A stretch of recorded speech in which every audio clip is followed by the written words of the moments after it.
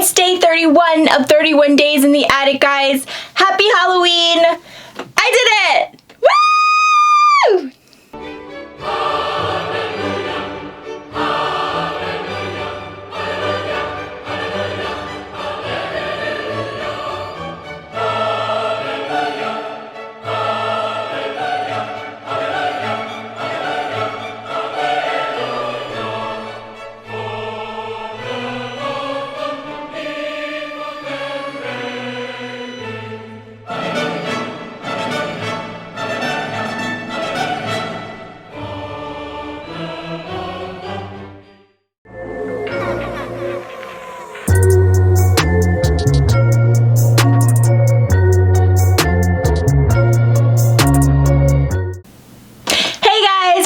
My channel. Welcome to my channel. If you're new here, I'm Kimmie. Of course, this is my attic, and we are on day 31 of 31 days in the attic, guys.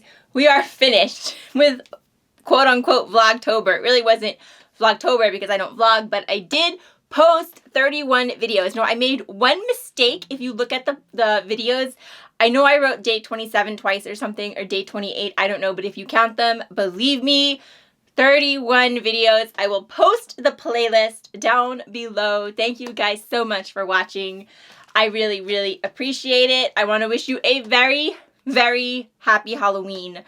This video is going to be a little all over the place because I did want to talk about Halloween a little bit, of course, being that it is Halloween, but I also kind of wanted to give you guys my thoughts on something like Vlogtober. Of doing something like 31 days in the attic, or whatever your version is, if you ever decide to take something on like this. So this video is kind of going to be split up into two parts. First, we're going to talk about some weird, crazy, and sometimes disturbing things that have really happened on Halloween. And then I'm going to give you my thoughts on this whole 31 days in the attic thing. So sit back, get comfortable, put on your comfy clothes. I have to show you these pants I got on. I'm telling you, I have to tell you guys, I will tell you, I am exhausted. I am so tired, and I am one of the reasons I'm in such a good mood. Not only is that this whole thing, I mean, as much fun as it was a lot. I'm going to talk about it at the end. It was a lot of like unnecessary pressure, and I am happy it's over. And I don't want to feel like that about YouTube. But like I said, I'm going to get there. But for today, I am happy also because I have the day off tomorrow. I know I can relax. It's Halloween. I'm going to watch some horror movies. I'm going to chill out. I am in my ghost pants. That's what I want to show you. I have a very squeaky chair. You guys know that. Look at these. Aren't they cute? They're like these ghost leggings. And I got them at Macy's backstage for $5. Aren't they adorable? I had to show you. Okay, that, and I have some Halloween candy. I am waiting for the trick-or-treaters, but history has taught me anything, we don't get a whole lot, so I've dipped into it. So I encourage you to do the same. Enjoy yourself. It's Halloween. Do you guys know what the most popular candy in the United States is for Halloween? If you said Reese's Peanut Butter Cups, you are correct.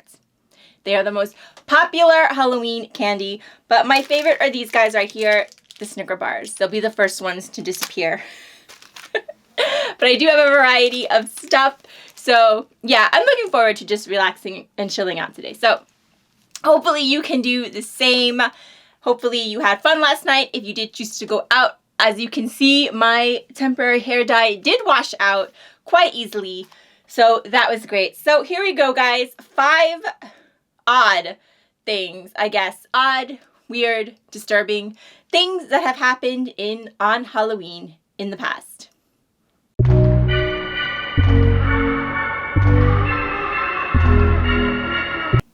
So the first thing I wanted to talk about that happened on Halloween was the death of Harry Houdini, who died on Halloween in 1926. And of course, Harry Houdini was the famous magician / escape artist, and the way he died is what I find quite strange for a few reasons.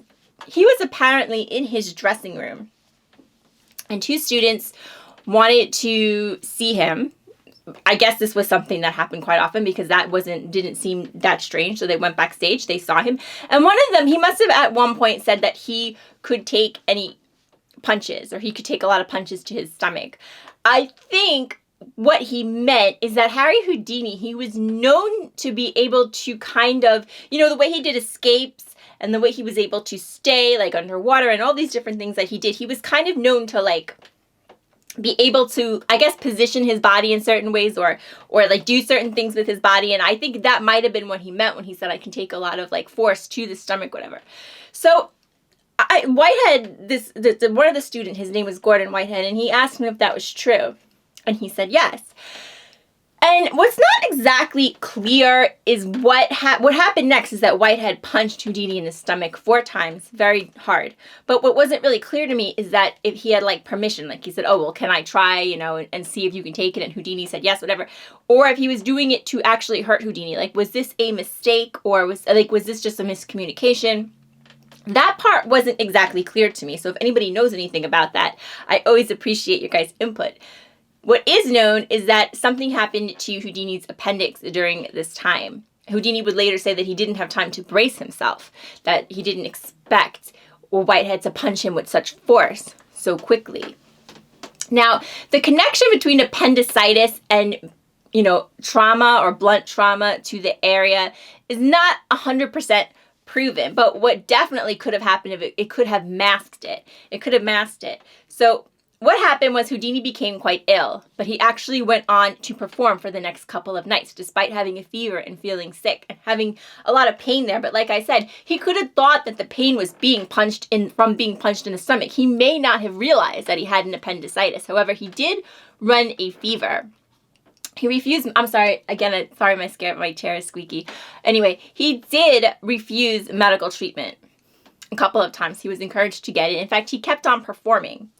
Finally, the last show that he did put on, he was running 104 fever. He still was refusing medical treatment, and people could tell something was wrong. He was missing cues. It wasn't like him not to put on a good show. And finally, his wife did convince him to go to the doctor. He did have his appendix removed, but at that time it had already ruptured. And he died from complications from that on Halloween in 1926. Now, like I said, what's odd about it is that he refused he refused the medical treatment, but then again, he may have thought that he was being, it was from being punched in the stomach and it was all a coincidence and he was running a fever. Who knows? Does being punched in the stomach, can that actually cause an appendix to rupture? I tend to think that it couldn't. It could have been that it was already, on the verge and it just, contributed to it or it masked it. But I mean, I'm not sure of that. That's just my opinion is I don't think that would cause it, but I think it definitely did add to it. And that's how he passed away in 1926. Now, on Halloween. Now, what's a little bit more interesting if you read more on this story is that Harry Houdini was known to debunk spiritualists or people who said they communicate with the dead, like mediums, psychic mediums. He was known for saying that this wasn't true and for making a point to prove that what they said wasn't true. And he had made a deal with his wife. He said, when I die, if there is any way that I can communicate with you, I will. And I will say Rosabelle something. I can't remember exactly what it was. It was a song. It was a song that him and his wife really enjoyed. I think it was called Rosabelle Believe. So that was the phrase that he would use if he could communicate from the dead. And so every Halloween for the next 10 years, his wife held a seance. She had a candle. She would burn a candle next to his picture. And every Halloween night, she would hold a seance. Of course, on Halloween night, they believe it's the veil between the living and the dead is at the thinnest. So if you're going to hold a seance, that would be the night to do so. And also, he had died on Halloween night. It was also the anniversary of his death. But, however, he never was able to communicate with her. And that was a promise that he had made. If he could, he would. And he wasn't able to. So 10 years later, in 1936, Houdini's wife finally extinguished the candle, saying 10 years was enough to wait for any man.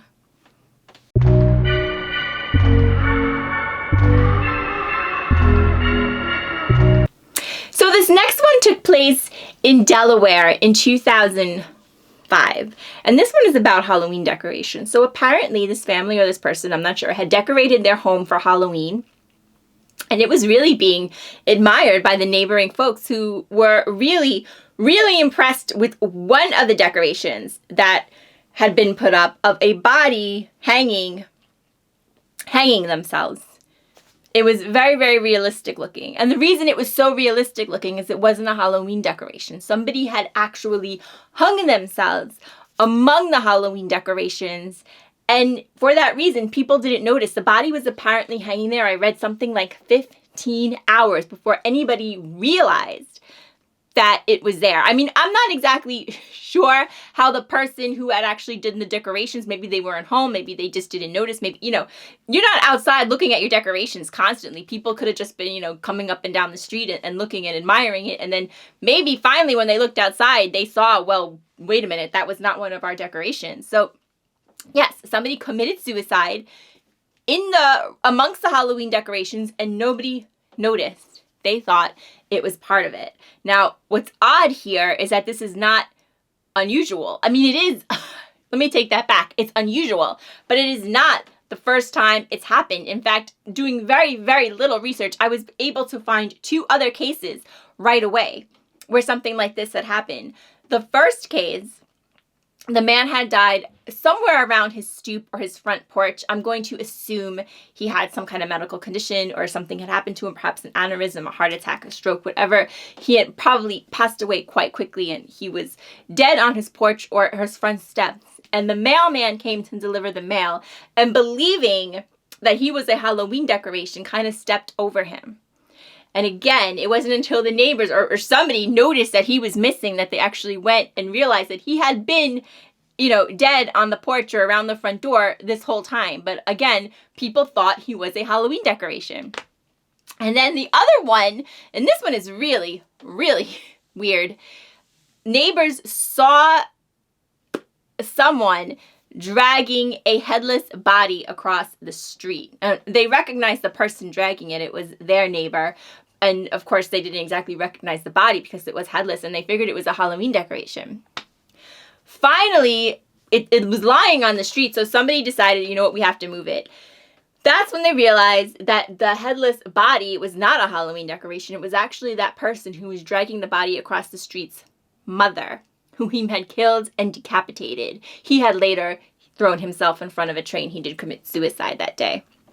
But they saw him dragging her body and didn't realize it, thinking it was a Halloween decoration. So I think what's really unusual about that whole story with the person that hung themselves among the decorations is that it wasn't unusual.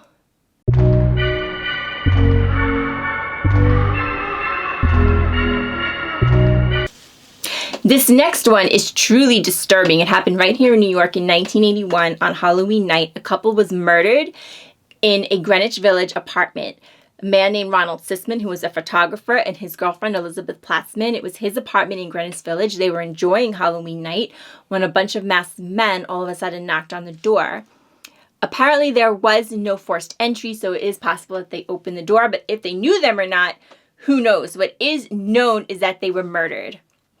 They were beaten and shot execution style, and the apartment was ripped apart. Now, what makes this story even more disturbing is that an informant ended up calling the police and said that David Berkowitz, also known as the son of Sam, who was in prison, he was a serial killer, had told this informant that this murder would take place on Halloween night, that it was a cult who David Berkowitz claimed he knew of and was involved with, would commit a Halloween ritual murder on Halloween night, and that this would be the victim, this Greenwich Village photographer, and it would happen in his apartment. Now, how would he possibly know that? Well, when police questioned him, Berkowitz said that the reason that he was singled out is because he had a film of Berkowitz committing a murder, that the cult had hired him at one point to take a film of this. But the photographer, Sisman, did not know what he was being hired to photograph or take a film of.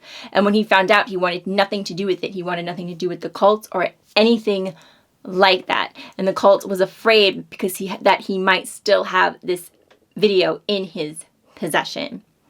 David Berkowitz went on to say that the apartment would be ransacked because the cult would not want anyone to find anything left over or anything connecting them.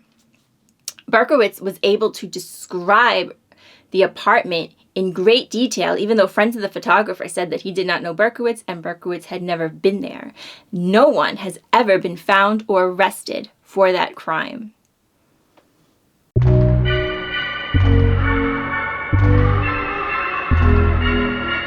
All right, guys, let's lighten the mood a little bit. This one I had to laugh at. I'm sorry. This happened in 1938.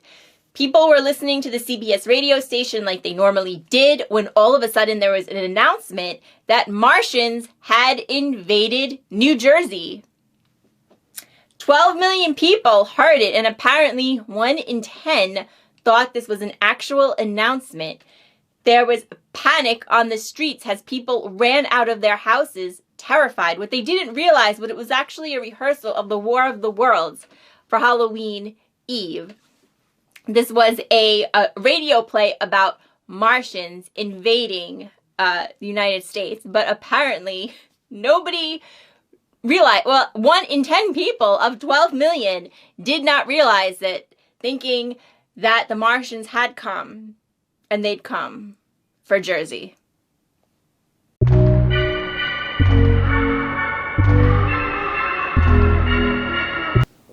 Okay, guys, and out of all these stories, I have to say that this last one is the most weird to me and disturbing for a number of reasons.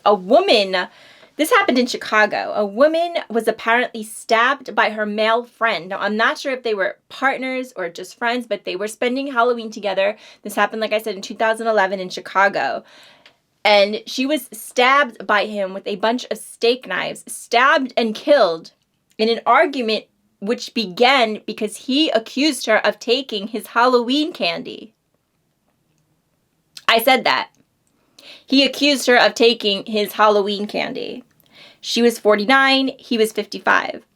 This argument escalated so bad that he stabbed her after she denied taking his Halloween candy. This actually happened, and like I said, she died. So he was tried for murder. Now, I wasn't able to find what happened to him, but the fact that this happened at all, to me, is... I have no words. And there you have it, guys. 5 creepy and or disturbing things that happened in Halloween over the years. But like I said, by no means the only things. Those are just like the 5 that I picked. So what do you think? What is the creepiest thing that you have ever heard of happening on Halloween, or the most weird or whatever? Of course, I would love to know. But before I close this video, like I said, I do want to take just a few minutes and talk about doing something like 31 days in the attic, of course known as Vlogtober. These things are sometimes known as Vlogtober or Vlogmas, when you post a video every day for the month. And of course, you have Vlogtober in October, you have Vlogmas around the Christmas season. Why did I do this? I don't know. I don't have an answer. It was just something I decided one day I was gonna do, and I did it. Now, was it worth it? Probably not. Here's the thing. You hear a lot of people starting this, like Vlogmas and Vlogtober, whatever, and stopping somewhere among it. Like they post a couple of videos, or maybe they do more, but they get halfway through it. But for whatever reason, a lot of people don't finish it. And I could understand why. I could definitely understand why, and I don't blame them at all. And there's nothing wrong with not finishing something like this. In fact, if you ever feel like you're overwhelmed by anything, the smart thing to do is to stop doing it. The problem is I have such a personality that I couldn't stop myself from doing it. So that's the first thing that I would say. If you have any kind of compulsive personality, I would not get involved with anything like this, where you're putting unnecessary pressure on yourself to try to get videos up. And for what? I mean, there is some kind of satisfaction. Maybe you do your own montage of Handel's Messiah. I don't know. There is like a self, like, oh, I did it, it's, you feel good about it, but really that's it. What else are you getting from it? And is it really worth putting yourself through it. Like I said, no. So let me tell you the good and the bad. And to me, the bad kind of outweighed the good. So the good thing that I learned, the good thing that happened from this is I'm a very new YouTuber. I've been doing this since the very, very end of July, so about 3 months. So it really forced me to get some videos out, which was good. And it also, you know, I got to do different kinds of videos because I said from when I first started this, I said, you know, I never want to do just one type of thing here. This isn't a beauty channel. This isn't a, you know, this isn't a one thing channel. I said it's the attic because you find all kinds of things in the attic and we talk about it all up here in the attic, and that's what I want to keep it. So it was, you know, a good experience to do different videos because up until then I've been doing videos about makeup or I've been doing videos about allergies, but I really wasn't doing anything else. So that was good, and I got to see what people like, and I got to see, you know, how to do different kinds of videos. And like I said, it forced me to get a lot of videos out there. And they say in your first year, if you want to have a successful YouTube channel, you should do a certain amount of videos. So that was all great. But here's the bad part. I did very, very little else, and I lost track of a lot of different things. For instance, that screen that I did a lot of videos in front of, the like sinister blood screen, whatever. Yeah, there's a treadmill behind that. There's a treadmill collecting dust behind that, which, I mean, exercise, you know, all this kinds of stuff that were important to me at one point kind of went out the window because all I did in October, and remember how many times I said, oh, I love October, I love the fall. Well, I didn't enjoy it at all because all I did was shoot videos. I work full time. So when I came home, I was either shooting or editing. And when I was off, I would just try to shoot videos to keep up. So I really did nothing else. So I kind of like missed out on it. And the worst thing I think about the whole thing was that when I first started doing YouTube a couple of months ago, you know, it's a hobby for me and it's a very fun hobby for me. I wouldn't be on this platform if I didn't enjoy it. But what happened this month is I didn't enjoy it because I felt pressure to do it. It wasn't something that it was really fun, and I know I did it on my own time and I got to put like a video together. There was also a couple of videos that I released that I would have liked to have done a little bit more research on. I think I said that in a few of them, but I didn't have the time. So I mean, for something that's a hobby, and for me this is a hobby, to have to do it at a certain time or to feel pressured to do it kind of took the fun out of it. And that was a mistake because I used to love to do YouTube and I definitely want to get back there. So all those things I would have to say, I don't think I would do this again.